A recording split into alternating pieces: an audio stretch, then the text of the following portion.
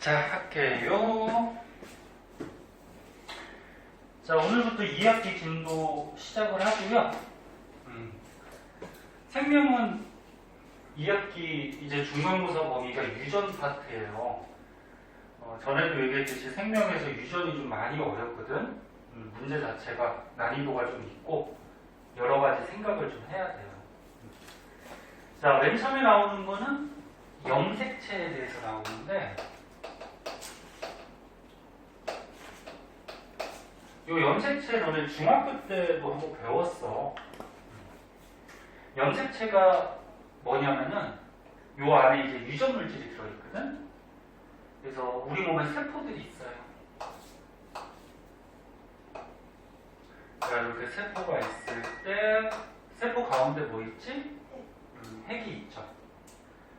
요 가운데 핵, 그리고 핵 말고 나머지 이제 세포 채우는 부분, 여기는 이제 세포질 이렇게. 그러니까 이 세포질에 뭐 미토콘드리아, 뭐 리보솜, 뭐 골지체, 소포체, 그 통합과학에서 배웠던 그 세포 안에 소기관들이 여기 세포질에 분포를 하고 있어요. 근데 여기서 중요한 거는 세포의 핵 안에 이 유전 물질이 평상시에는 이렇게 풀어져 있어요. 얘가 마치 실같이 풀어져 있다 그래서 이걸 가지고 뭐라 그러냐면은 염색사라 그래. 염색사. 사자가 실사자. 그러니까 염색체가 실같이 풀어져 있다. 근데 이 세포가 이제 자라다 보면은, 과학에서 이제 자라는 거는 생장한다 그러지? 그 세포가 생장하다 보면은 계속 커지는 게 아니고 세포가 이렇게 두 개로 분열을 해요. 세포가 분열, 쪼개지는데, 세포 분열할 때 요 안에 있는 요 염색사가 꼬여가지고 보통 이렇게 두 가닥짜리 어떤 구조물이 나오거든. 요걸 가지고 뭐라 그래? 염색체 이렇게 얘기해요. 그리고 염색체는 보통 짝지어 다녀요. 왜 짝지어 다니까? 하나는 누구한테 받은 거? 엄마. 하나는 아빠. 그지? 하나는 엄마가 더 좋은가 보다. 엄마부터 얘기하는 거 보니까. 그러니까 엄마한테 하나 받고 아빠한테 하나 받고, 그 유전물질 염색체가 이렇게 짝지어 다녀요. 그래서 여기서 한 가지 좀 알아둘 거는, 염색체라는 얘는 평상시 세포에는 이렇게 풀어져 있는 염색사 형태로 있다가 세포가 분열할 때만 염색체가 나타나요. 그리고 다시 분열이 끝나면 어떻게 될까? 다시 풀어져요. 이렇게. 풀어져서 핵 안에 이렇게 또 존재를 하죠. 염색사 형태로.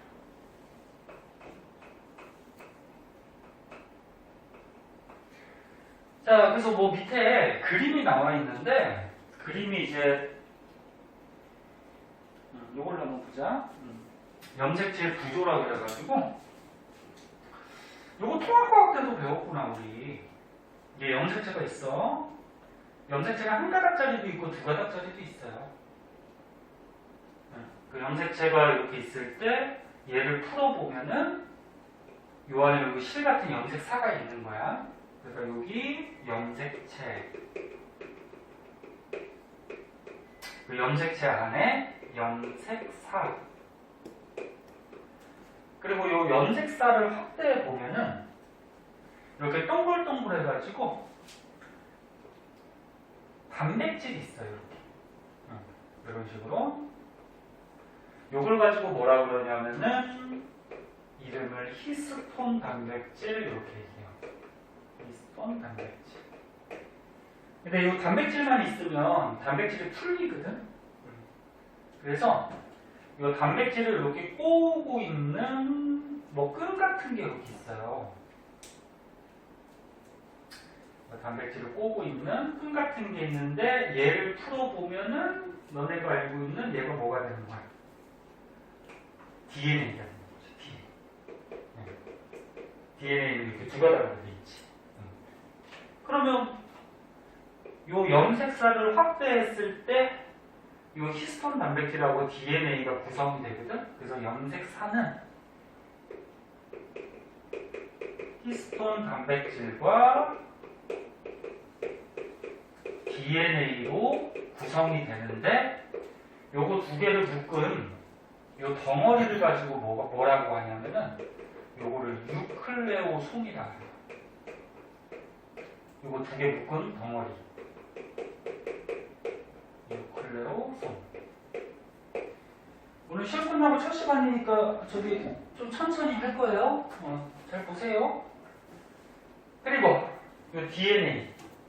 DNA 안에 기억나나? 통합과학 때 배웠던 염기들 있잖아. 어떤 염기가 있죠? 아데닌, 타이닌, 구아닌, 사이토신 이런 염기들 있잖아. 이 염기들의 배열에 따라서 그 사람의 유전자가 결정이 되죠. 그 유전물질, 유전자. 근데 이 염기들의 배열이 사람마다 어때? 다 다르겠죠? 다르니까 이제 유전자가 다 다른 거지. 그러니까 우리 생김새도 다르고, 우리 성질도 다 다르고. 참고 삼아 아데닌하고 짝짓는 염기가 뭐지? 타이민. 아데닌하고 타이민이 항상 짝짓는다 그랬어? 그럼 구아닌하고는 사이토신. 그래서 혹시 헷갈리면은 각진 것끼리 짝을 짓고, 그래서 각진 것끼리 둥글둥글한 것끼리 짝을 짓고. 자, 그럼 다시 한번 보자. 다시 한번 보면은 유전자는 염기들의 배열에 의해서 결정이 되고 유전자가 들어있는 게 DNA고 DNA하고 히스톤 단백질을 합한 이 덩어리가 있어요. 요거를 유클레오솜. 그리고 유클레오솜들이 쭉쭉쭉쭉 연결되어 있는 게 염색사. 네? 그럼 염색사를 또 다른 말로 뭐라 그러냐면은 폴리유클레오솜 이렇게 되게요. 폴리가 가끔 나오는데 뭐 여러 개라는 뜻이거든요. 여러 개. 그 염색사는 유클레오솜들이 여러 개 이렇게 연결이 되어 있잖아요. 그치? 그래서 폴리유클레오솜 그렇게 얘기하고 요 염색사가 꼬여 있는 게 염색체. 그리고 주의할 거는 염색체는 평상시 세포에서는 보이지 않다가 세포 분열할 때 염색체가 관찰이 되더라. 네? 그런 것까지. 할 수 있겠지? 됐니? 자, 그래서 이 페이지에서 이 내용 중요한 거 꼭 알아두도록 하시고 그 다음에 밑에 보면 이제 사람의 염색체에 대해서 나와요. 이것도 너네 선생님하고 배운 지 오래됐으니까 예전에 배웠던 것도 기억날 텐데 사람의 염색체. 승우야, 네. 너 염색체 몇 개 갖고 있니? 46? 오, 기억하네. 근데 46인데 우리 사람 몸 전체 염색체가 46개라는 게 아니고 세포당 염색체가 46이야. 네? 세포당. 몸 통틀어서 46개밖에 없진 않아. 자, 그럼 봅시다.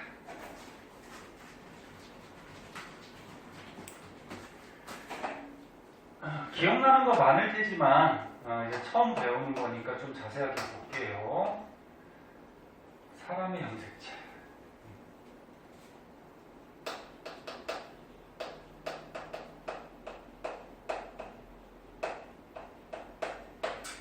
자, 방금 얘기했듯이 사람의 염색체는 46개예요. 세포당 그렇게 되고. 근데 아까 얘기했듯이 염색체는 두 개씩 짝지어 다닌다 했지. 그래서 짝지어 다닌다는 표시로 EM 이렇게 표시를 해요. 그러니까 두 개씩 짝지어 다닌다. 그러면 두 개씩 몇 쌍이 될까? 몇 쌍? 23쌍이 되겠죠. 46개. 그래서 문제 같은 거 읽을 때 잘 봐야 돼. 쌍인지 개인지. 쌍은 23쌍이고 숫자를 얘기할 때는 46개. 그지? 네, 그렇게 되죠. 사람은 이렇게 되는데 참고삼아 생물마다 염색체 개수는 같을까 다를까? 달라요. 네?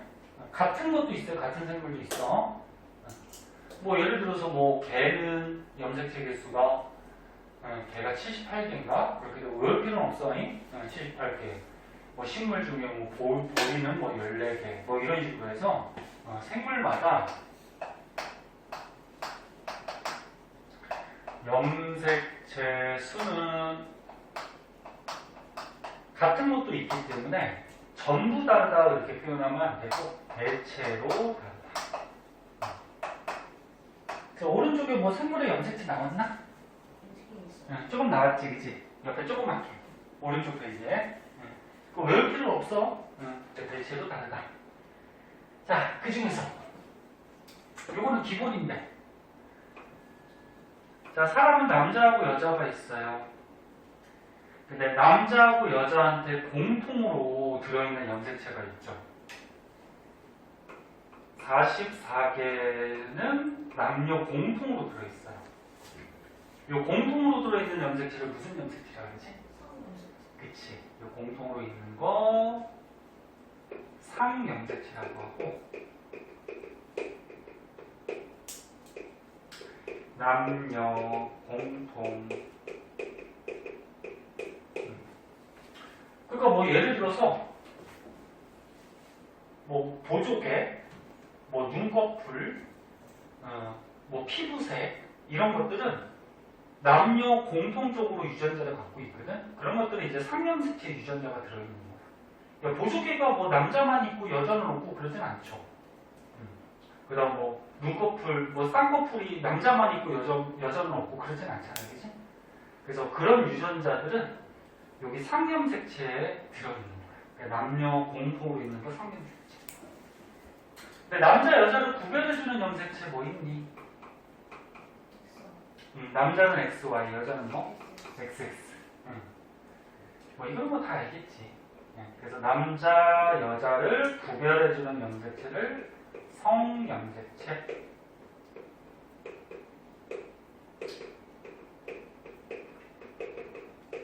그래서 남자는 상염색체 44 플러스 성염색체 XY. 여자는 상염색체 44 플러스 성염색체 XX. 이렇게 되죠. 자, 그리고 상동염색체라는 말이 또 나오는데 문제 풀다 보면은 상동염색체 뜻이 뭐지? 이게 서로 상자 같을 동자 서로 같은 거거든. 그러니까 뭐냐면 염색체 다 그리기 힘드니까 앞으로 이렇게 X로 그릴게요. 그냥 X로. 하나는 아빠한테 받은 거, 하나 엄마한테 받은 건데 이렇게 짝지어 다니는 염색체는 모양 크기가 같아요. 그래서 상동염색체 뜻은 뭐냐면 부모로부터 받은 한 쌍의 모양과 크기가 같은 염색체. 요게 이제 상동염색체 정의예요. 두 가지 뜻이 있어 봐봐. 부모로부터 받은 한 쌍, 그 다음에 모양 크기가 같은 그런 염색체. 그러면 남자는 어떻게 되니? 봐봐. 요 상염색체 44개는 서로 이렇게 짝짓고 있는 것끼리 그러니까 부모로부터 받는 한 쌍이 모양 크기가 같아요. 그래서 오른쪽에 그림이 나올 것 같은데 요 밑에 나오죠. 여기 보면은 요거 먼저 설명을 할게요. 여기 보면은 첫 번째 쌍, 1번 쌍에 보면은 부모로부터 받은 한 쌍. 근데 이렇게 짝을 짓고 있는 애들끼리 모양 크기가 어때? 같죠? 예? 요거를 이제 상동염색체라고 그러죠. 그러면 뭐 이렇게 쭉쭉쭉쭉 해서 뭐 22번 쌍도 어떻게 돼? 부모로부터 받은 한 쌍인데 모양 크기가 어때? 같죠? 응? 이런 말을 상동염색체. 근데 이제 조금 주의할 거는 이 성염색체를 보면 여자는 성염색체가 XX니까 여자는 어때? 부모로부터 받았는데 모양 크기가 어때? 같죠? 상동염색체 XX. 남자는 부모로부터 받았는데 모양이 다르지. 너는 XY라고 그랬을 때 하나가 X고 하나가 Y인데 Y가 모양이 Y자 모양이 아니야. 그러니까 하나는 좀 크고 하나는 좀 조그매. 그래서 요거는 X, 요거는 Y 이렇게 구별하는 거지. 이게 Y자 모양인 게 아니에요. 그럼 얘는 상동염색체가 아닐까? 예.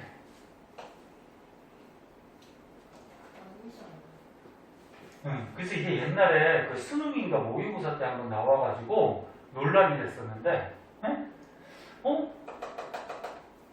부모로부터 받은 건 맞아, 그치? 부모로부터 받은 한 쌍은 맞아. 근데 모양 크기가 좀 다르지. 그래서 이거를 상동염색체로 봐야 되냐, 안 봐야 되냐, 그러면서 시험 문제 나왔을 때 좀 논란의 소지가 있었는데, 요거를 상동염색체로 보통 봐요. 요것도. 그러니까 상동염색체에서 더 중요한 건 뭐냐면은 부모로부터 받은 한 쌍, 요게 더 중요한 의미야. 네? 추가적으로 모양 크기가 같은. 그래서 만약에 시험에는 나오진 않아요, 이렇게. 남자가 상동염색체가 몇 쌍이냐, 이렇게 나오진 않아요. 왜 그러냐면 얘가 조금 약간 논란의 소지가 있어서. 요거는 상동염색체지. 22쌍. 네? 그러니까 1번 쌍부터 22번 쌍까지 22쌍은 짝짓고 있는 애들끼리 이 두 가지 조건이 다 합당하게 적용이 되죠. 그죠? 그래서 이게 상동염색체 22쌍이고 얘도 부모로부터 받은 한 쌍이기 때문에 상동염색체라고 보통 취급을 해요. 근데 만약에 문제에서 남자의 성염색체는 모양 크기가 같은 상동염색체다. 그럼 맞을까 틀릴까? 그건 아니지. 상동염색체는 맞아. 왜? 부모로부터 받은 한 쌍이니까. 근데 모양 크기는 다르지. 그래서 모양 크기가 같은 상동염색체다. 그렇게 나왔으면 그건 틀린 거야, 무조건. 근데 그냥 그런 말이 없고 그냥 상동염색체다 그러면 맞다라고 해야 돼. 지금 무슨 말인지 알겠니? 그래서 이런 두 가지 뜻이 다 있어요. 그거 좀 주의하고. 근데 이게 문제 나오진 않을 거야. 좀 애매해서. 자, 그래서 사람의 염색체는 이렇게 되고, 그 중에서 요거 어차피 그림 나왔으니까 요걸 먼저 보면은 염색체를 이렇게 배열을 할 때 보세요, 승우야. 열심히 하고 좀 쉬자. 근데 이번 주에 시험 끝나서 놀고 싶은 건 많은데 조금만 하자. 쉬는 시간 좀 줄 테니까. 자, 염색체를 이렇게 배열을 할 때 조금 이따 뭐 핵상, 뭐 핵형 이런 거 조금 이따 얘기해 줄게. 지금 1번 쌍이 크기가 어때? 다른 염색체에 비해서 가장 크지. 그래서 염색체 배열할 때 주의사항 또는 유의점. 크기가 큰 것부터 보통 배열을 해요. 크기가 큰 거. 그래서 1번 쌍부터 이렇게 22번 쌍까지 보면은 크기가 점점 작아지고 있지, 그지? 큰 것부터 배열을 하고, 그 다음에 맨 끝에 지금 뭐가 배열이 돼 있어? 잘 안 보이나? 맨 끝에 뭐가 배열이 돼 있어? 성염색체가 배열이 돼 있지? 그래서 성염색체는 맨 마지막에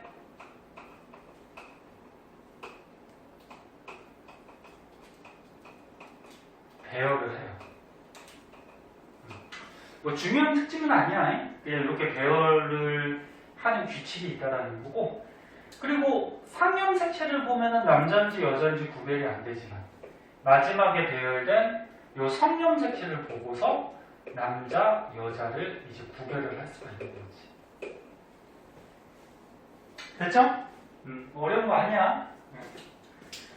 자, 그러면 이제 핵형하고 핵상 이런 말이 나오는데, 자, 걔는 먼저 봅시다. 핵형, 핵상.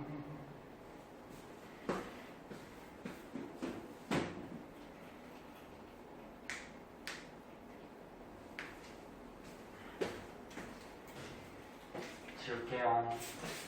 사진 찍어주니까 집에 가서 필기 할 거 필기 하고, 가능하면 사진도 모아둬서 나중에 시험 볼 때 복습도 하라 그랬어요.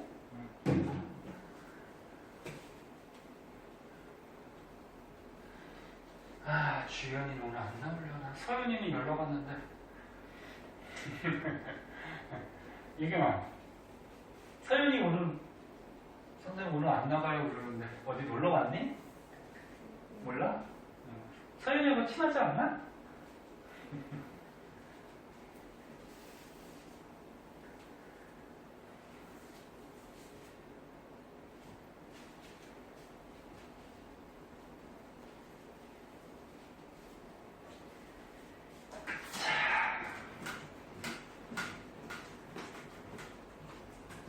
맨 처음에 핵상부터 좀 알아보도록 할게요.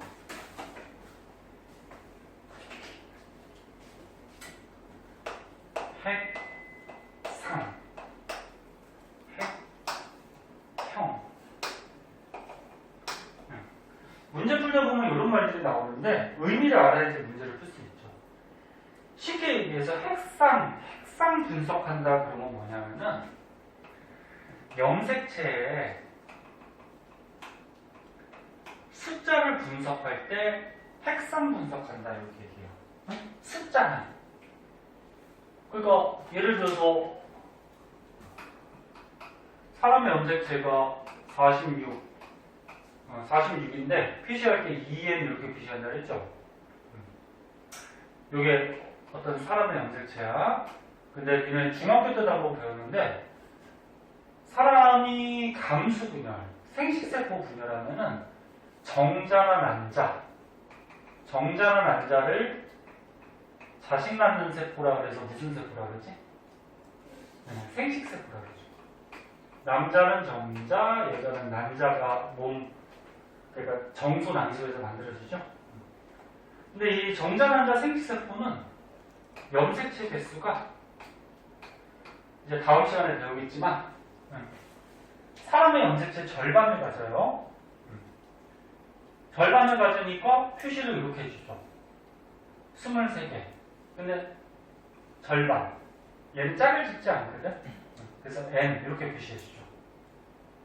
왜 절반 갖는지는 이제 배우겠지만 왜 절반을 가져야 될까? 남자의 정자가 염색체 23개 갖고 있고 여자의 난자가 염색체 23개를 갖고 있어야지 정자 난자 결합해서 아기가 되면은 아기가 염색체가 몇 개가 되겠니? 46개가 되겠죠. 그치? 그래서 이런 생세포들은 염색체 개수가 절반 줄어요. 감수분열이라는 걸 해서. 그래서 여기 보면은 이렇게 2n이냐 n이냐 또는 46개냐 23개냐 이렇게 염색체의 숫자를 분석하는 거를 핵상 분석 또는 핵상으로 나타낸다. 이렇게 얘기해요.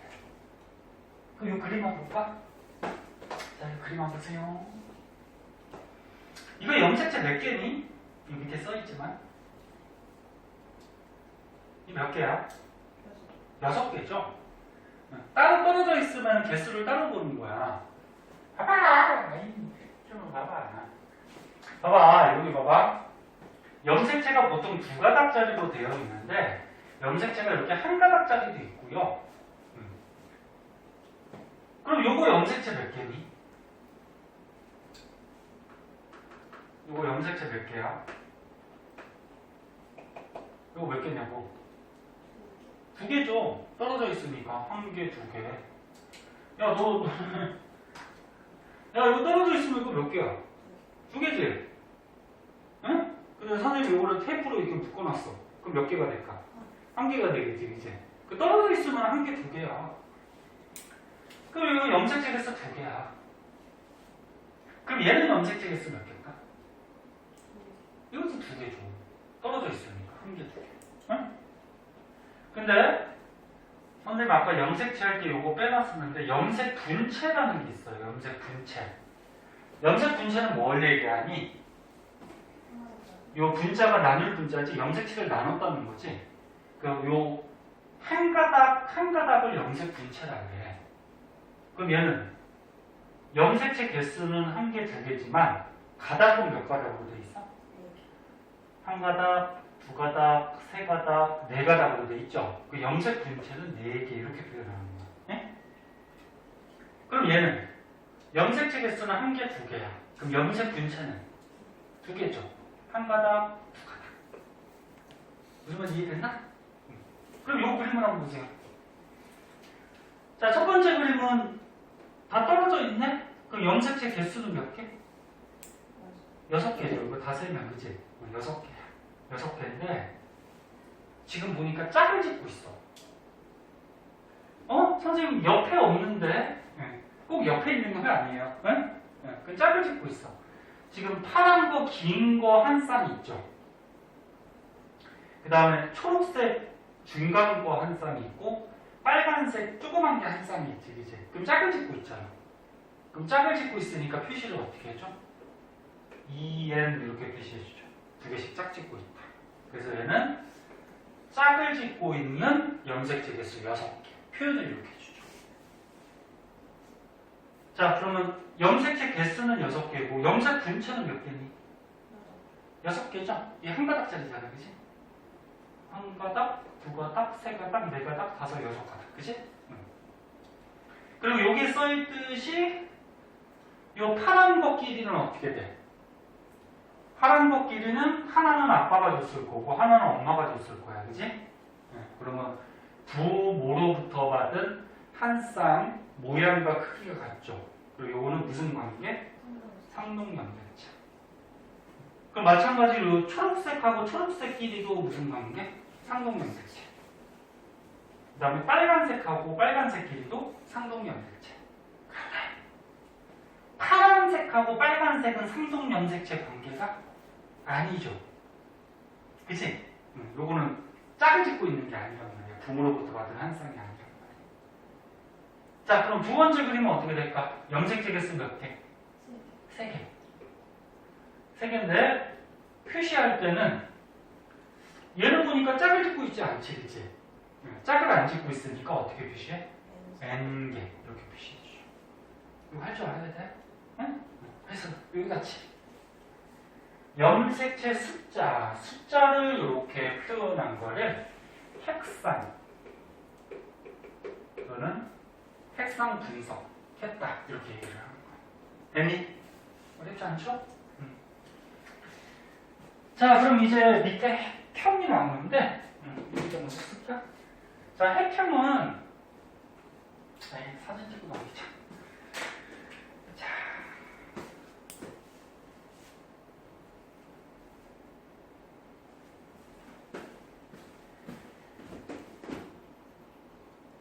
핵형은 아까 처음에 그림 봤던 거와 마찬가지로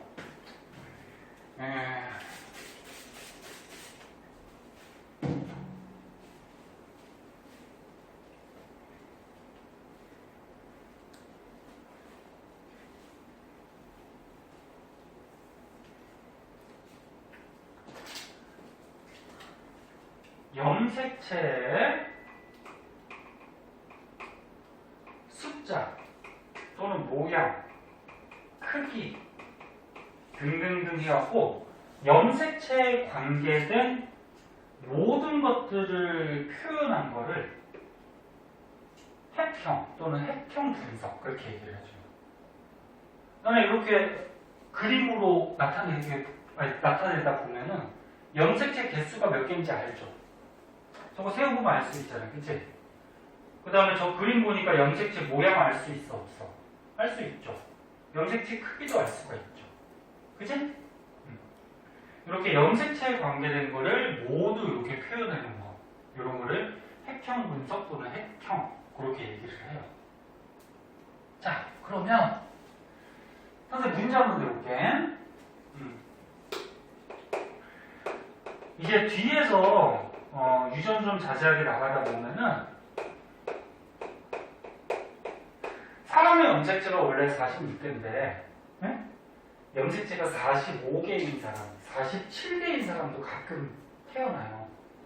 그럼 염색체 개수가 정상적인 염색체 개수를 갖지 않다 보니까 몸에 무슨 이상이 생기겠죠. 그 유전병이라고 하는데, 그러면 염색체 숫자가 이상이 생겼는지 알아볼 때는 핵상 분석을 하면 되니 핵형 분석을 하면 돼. 그렇지. 둘 다 알 수 있지. 얘도 숫자가 이상 있는지 알 수 있고 얘도 숫자가 이상 있는지 알 수 있지. 그치? 그래서 염색체 숫자가 이상 있는지 알아볼 때는 핵상 분석을 해도 되고 핵형 분석을 해도 돼요. 근데 예를 들어서 염색체의 모양이 이상한 사람도 가끔 있거든. 유전병 걸려서 태어날 때. 그러니까 염색체가 원래 요 짝짓고 있는 게 모양 크기가 똑같아야 되는데 요 같은 1번 쌍인데 하나는 좀 큰데 하나는 좀 길이가 짧아. 또 하나는 좀 더 길이가 길어. 그럼 이게 뭐가 이상이 생기는 거야. 응? 그러면 이렇게 모양이 이상이 있을 때는 둘 중에 무슨 분석을 해서 알아봐야 될까? 그렇지. 핵형 분석을 해야 되죠. 핵상 분석을 하면은 염색체 모양까지는 알 수가 없어요. 응? 이건 숫자만을 얘기하는 거니까. 그때는 핵형 분석을 통해서 우리가 모양이 이상한지 이런 걸 우리가 알아낼 수가 있어. 그 다음에 하나 더 하면 염색체 안에 DNA가 있다 그랬잖아. 아까처럼. 그치? 조금만 더 하고 잠깐 쉴게. 염색체 안에 DNA가 있다 그랬는데 DNA 안에 유전자가 있잖아. 그럼 유전자가 이상이 있는지를 알아볼 때는 무슨 분석을 하나 알아볼 수 있을까?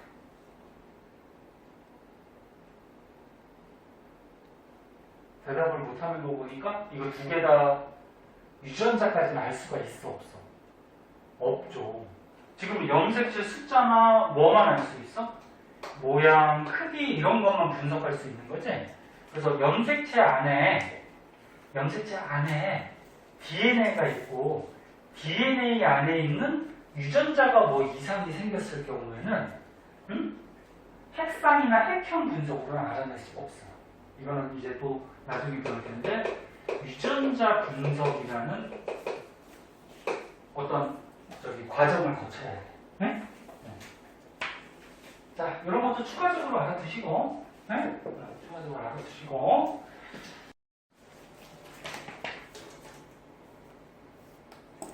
자, 그래서 밑에 보면은 뭐 탐구가 하나 나오긴 하는데요. 이거는 뭐 간단한 거야.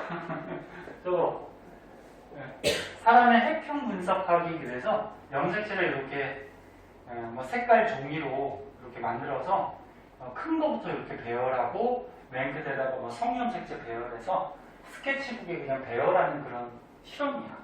이건 뭐 초등학생도 할 수 있고. 자. 그래서 염색체에 대해서 조금 자세하게 알아봤고요. 뒷장에 보면은 이제 염색분체 그리고 뭐 요것들의 뭐 특징점에 대해서 여기 조금 나오고 있는데 선생님 문자 보낼 때 오늘 시험 끝나고 첫 시간이라서 많이 안 나갈 거라 그랬잖아. 그래서 너네 조금 쉬어야 되니까 조금 쉬었다가 요거 뒷장만 조금 더 하자. 알았지? 조금 쉬었다 할게. 핸드폰을 좀 하든지 좀 자든지.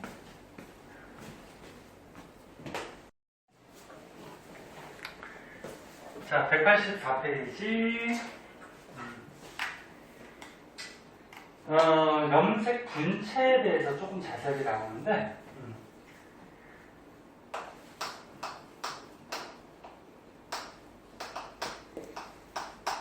자, 선생님 아까 처음에 얘기했듯이, 염색체가 이렇게 있을 때,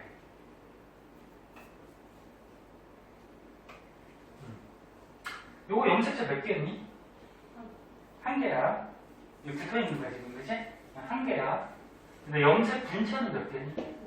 두 개야. 염색 분체는 요 한 가닥 한 가닥을 염색 분체라고 해요. 근데 염색체가 아까 얘기했듯이 한 가닥짜리도 있고 두 가닥짜리도 있는데, 이렇게 보통 두 가닥을 형성할 때는 이쪽 한쪽에 있는 염색 분체하고 한쪽에 있는 염색 분체가 동원체라 그래서 얘에 의해서 둘이 붙어 있어요. 응? 그래서 요 한 가닥 한 가닥은 염색 분체라고 하죠. 동원체에 의해서 붙어 있고, 그 다음에 또 알아둘 거는 이 염색체라는 애는 평상시 우리 세포에는 보이지 않는다 그랬어, 그지? 언제만 보인다 그랬어? 염색체는 언제만 보인다 그랬어? 그래, 세포 분열할 때, 그지? 세포 분열할 때. 그 염색체가 세포 분열할 때 보이니까 염색분체도 당연히 세포 분열할 때 관찰이 되겠죠. 그래서 요 밑에 그림을 한번 보면은 이런 그림이 나와. 다음 시간에 이제 세포 분열에 대해서 자세하게 배울 건데, 세포가 있어요. 동그랗게 그릴게. 분열하기 전의 세포를 뭐라 그러냐? 모세포라 그래, 모세포. 쉽게 얘기해서 어미세포. 요거 분열하기 전의 세포. 그럼 얘가 이제 세포가 나중에 분열을 하거든? 저 그림형이랑 똑같이 그릴게. 이렇게 해서 한 개 세포가 두 개로 분열을 해요. 그 분열을 한 요 세포를 뭐라 그러냐면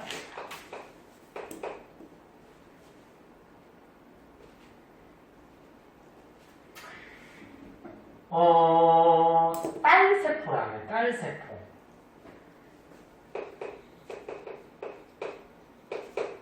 아들세포는 아니고 딸세포. 그러니까 분열하기 전의 세포를 모세포, 분열이 다 끝났을 때 요 세포를 딸세포 이렇게 얘기해요. 그럼 요 그림에서 봤을 때는 모세포 하나가 분열해서 딸세포가 몇 개가 생긴 거야? 두 개가 생긴 거죠. 자, 근데 분열할 때 보면은 자세한 과정은 다음 시간에 배울 거야. 요 세포의 핵 안에 뭐가 들어있다 그랬어? 유전물질이 이렇게 풀어진 형태가 있다 그랬어, 그치? 요걸 뭐라 그랬지? 염색, 사. 근데 이제 세포가 분열하려고 하면은 이 염색사가 꼬여서 이제 염색체가 나타나요. 그래서 이 그림이 이런 거거든. 지금 보면 그 염색사가 있는데 그 안에 이제 DNA 유전물질이 있는 거고, 걔가 이제 분열하기 위해서 서서히 막 꼬여. 근데 이게 분열할 때 되면은 요 핵을 둘러싼 막을 핵막이라 그래. 핵막이 없어지면서 이 안에 있는 요 염색사가 막 이렇게 뭉쳐. 이렇게 군데군데 뭉쳐요. 뭉쳐서 결국적으로 어떻게 되냐면,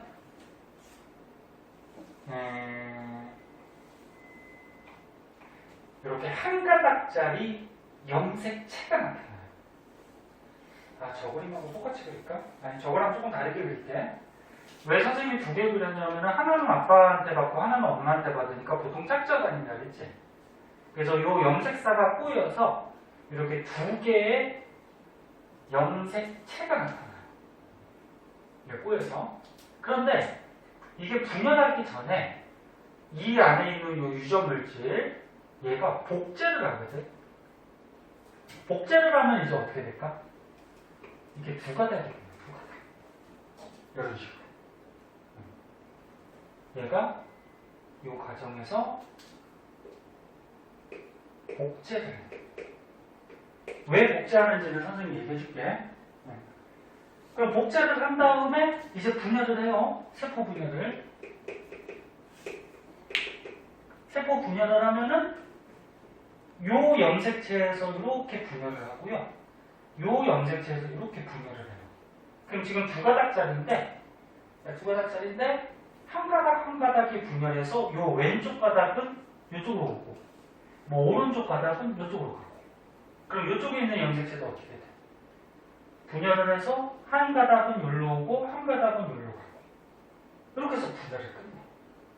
그러면 지금 분열하기 전에 염색체가 이렇게 두 가닥 있었어. 염색 분체도 두 가닥이지, 그치?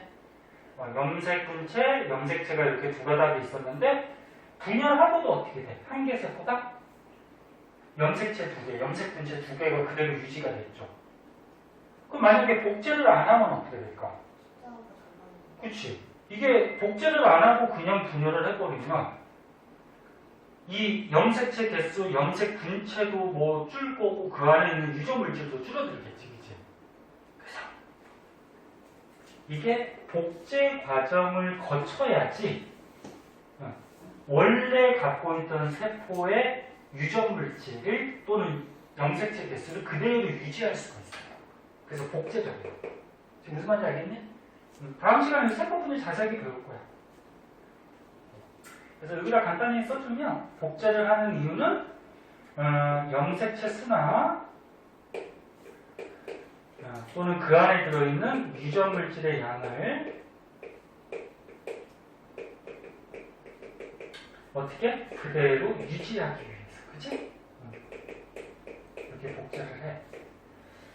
근데 오늘 배우는 것 중에 중요한 건 뭐냐면 얘가 복제를 하는 거야. 그럼 요거는 이제 요거 한번 지우고 다시 해줄게. 요거 이해됐니? 됐어? 안 되면 안 된다 그래? 응. 처음부터 차근차근 잘 배워야지. 복제를 하면 어떻게 되냐면은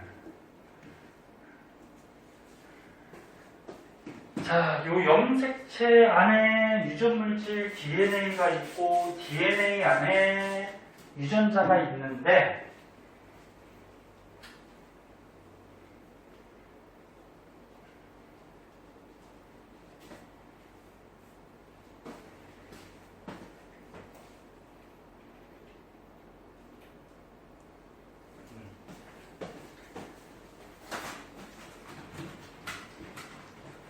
간단하게 지금 A, B, C, D, E 이렇게 해서 유전자를 표시해 놓은 거거든.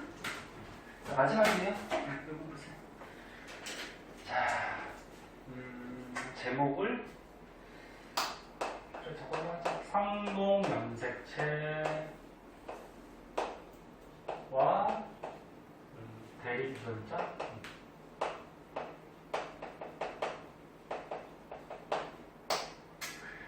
자, 염색체를 그냥 이렇게 그려볼게.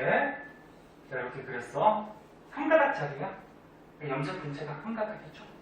근데 이게 세포 분열할 때 어떻게 된다 그랬지? 복제가 된다 그랬죠, 아까. 그래야지 염색체 개수나 유전 물질이 보존이 돼요. 근데 보통 아빠한테 받은 거 하나, 엄마한테 받은 게 하나가 있단 말이야.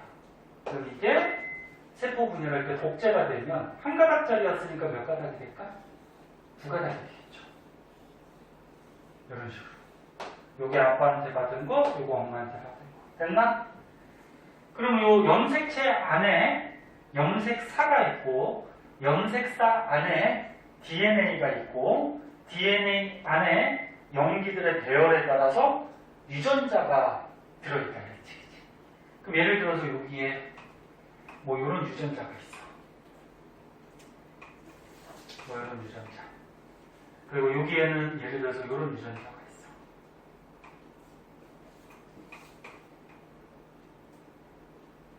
뭐 이런 유전자가 있다는 거죠. 근데 얘가 복제를 했어? 분열을 할 때?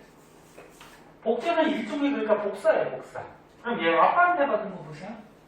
아빠한테 받은 거 보면 요 안에 유전자가 이런 게 있었어. 그럼 이게 복제가 되는 거니까. 여기에도 어떻게 될까? 대문자 A, B, C, D, E 이런 유전자가 들어있겠지, 그치? 그럼 얘는 엄마한테 받은 건데 여기에 이런 유전자가 있었대. 그럼 이것도 복제한 거니까 어떻게 돼? 여기 소문자 A, 대문자 B, 대문자 C, 소문자 D, 소문자 E 이렇게 유전자가 가겠지. 이해됐나? 이거 복제한 거야. 그러면 여기에서 요 염색체하고 요 염색체 관계는 부모로부터 받은 한 쌍이면서 모양 크기가 같으니까 무슨 염색체 관계? 상동 염색체 관계죠. 그럼 얘하고 얘도 어때? 부모로부터 받은 한 쌍 모양과 크기가 같으니까 뭐야? 상동 염색체 관계예요. 그럼 대립 유전자는 뭐냐면은 대립 유전자는 같은 위치에 있는 아빠의 염색체하고 아빠의 유전자하고 엄마의 유전자 요 관계를 대립 유전자라고 해요. 같은 위치. 너는 염색체에서 잘 봐. 다 했어. 요 같은 위치에 있는 요 유전자들은 그 사람이나 그 생물의 한 가지 형질을 결정하는 유전자거든. 형질이 뭐냐면 성질이야. 그 사람의 성질. 그러니까 예를 들어서 여기 있는 유전자가 사람의 보조개 예를 들어서 관계된 유전자야. 그러면 여기 있는 유전자는 보조개에 관계된 유전자가 아니라는 거예요. 위치가 다르니까 예를 들어서 뭐 쌍꺼풀에 관계된 유전자고 그럼 뭐 여기에 있는 유전자는 또 다른 거가 되겠지. 뭐 예를 들어서 뭐 이마선, 뭐 귓볼, 뭐 이런 거 같이. 그래서 같은 위치에 있는 유전자는 한 가지 성질, 한 가지 형질을 결정하는 유전자인데, 그럼 대립 유전자의 뜻은 뭐냐면 부모로부터 받은 유전자인데 한 가지 형질을 결정하는 부모의 유전자를 대립 유전자라고 해요. 그러면 얘하고 얘는 대립 유전자 관계일까 아닐까?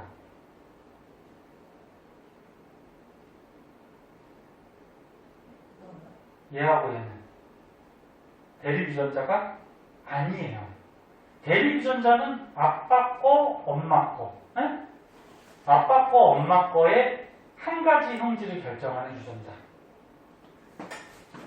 뜻이 헷갈리면 여기 뜻이 써있지 않나? 잠깐만. 대립 유전자는 여기 써있네. 한 가지 형질을 결정하는데 같은 위치에 있는 거야. 한 가지 형질을 결정하면 똑같은 위치에 있어야 되겠죠? 그리고 부모에게서 받은 하나씩 얘하고 얘. 그럼 얘는 어떻게 돼? 요거 대문자 2하고 대문자 2는 둘 다 누구 거야? 아빠 거죠. 아빠한테 받은 거지. 그치? 그럼 요거는 대립 유전자 관계가 아니야. 그러면 요거 대문자 2하고 요거 소문자 2는 대립 유전자가 될까 안 될까? 요거는 되지. 그치? 아빠한테 받은 거, 엄마한테 받은 거 한 가지 형질이 결정하는 유전자. 요거는 대립 유전자가 되는 거야. 그러면 요거 대문자 2하고 요거 대문자 C는 대립 유전자가 될까 안 될까? 안 돼요. 아빠한테 받은 거 엄마한테 받은 건 맞지. 근데 같은 형질을 결정하는 유전자가 아니잖아. 그치? 무슨 말인지 알겠니? 이거 뜻 알아야 돼. 그래서 대립 유전자라는 뜻은 부모로부터 받은 같은 위치에 한 가지 형질을 결정하는 유전자. 됐어? 요게 대립 유전자라는 거야. 자,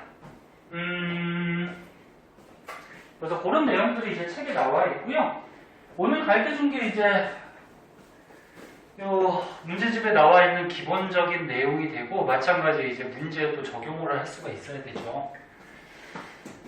시간이 조금 남았으니까 오른쪽에 확인 문제가 있을 거야. 위에 가로칸 채우기는 집에서 한번 해보고 너네가 이해가 됐는지 요거 1번부터 6번까지 있죠? 금방 풀 거예요. 이거 한번 풀어보자. 그리고 채점까지 하고 끝내자. 풀어보세요. 사진 찍었나?